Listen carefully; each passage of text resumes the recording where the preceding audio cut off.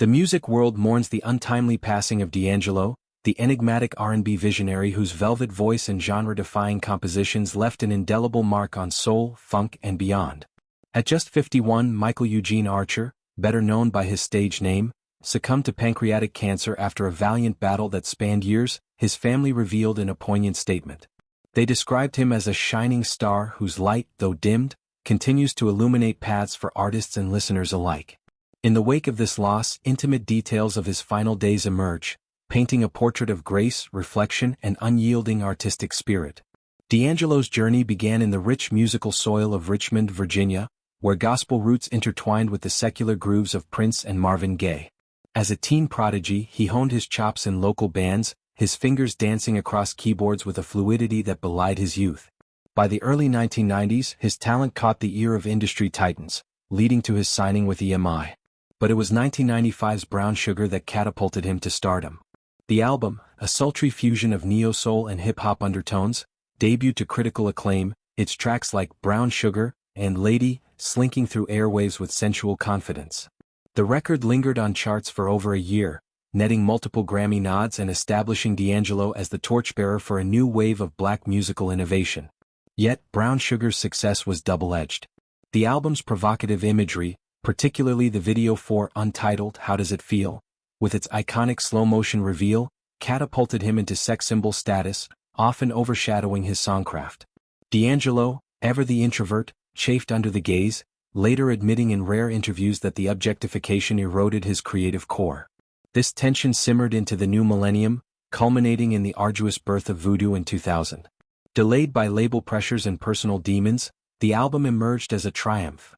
A sprawling 80-minute odyssey of live instrumentation and improvisational magic. Hits like the Grammy-winning Untitled How Does It Feel, a hypnotic plea for connection, cemented his legacy, but the tour that followed descended into chaos, marked by substance struggles and onstage mishaps that fueled tabloid fire. In the aftermath, D'Angelo retreated, a self-imposed exile that lasted over a decade. He poured energy into production work, collaborating with the Soulquarians Collective, Questlove, J Dilla, Common, crafting beats for Things Fall Apart and Like Water for Chocolate. Fatherhood to his two sons became his anchor, their laughter a counterpoint to the isolation. Whispers of a comeback swirled, but D'Angelo's perfectionism stalled progress. Sessions for what became Black Messiah spanned years, nearly abandoned amid frustration. When Black Messiah finally dropped in 2014, unannounced and raw, it was a revelation. Critics hailed it as a masterpiece, its tracks like Really Love and The Charade, weaving social commentary with ecstatic grooves. The album's title evoked spiritual awakening, a nod to D'Angelo's evolving worldview, one shaped by Black Lives Matter and personal reckonings. It earned a Grammy for Best R&B Album, validating his hiatus as necessary gestation. As cancer crept in, D'Angelo's final chapter unfolded with quiet dignity. Diagnosed in his late 40s, he opted for privacy, channeling energy into unfinished music and family.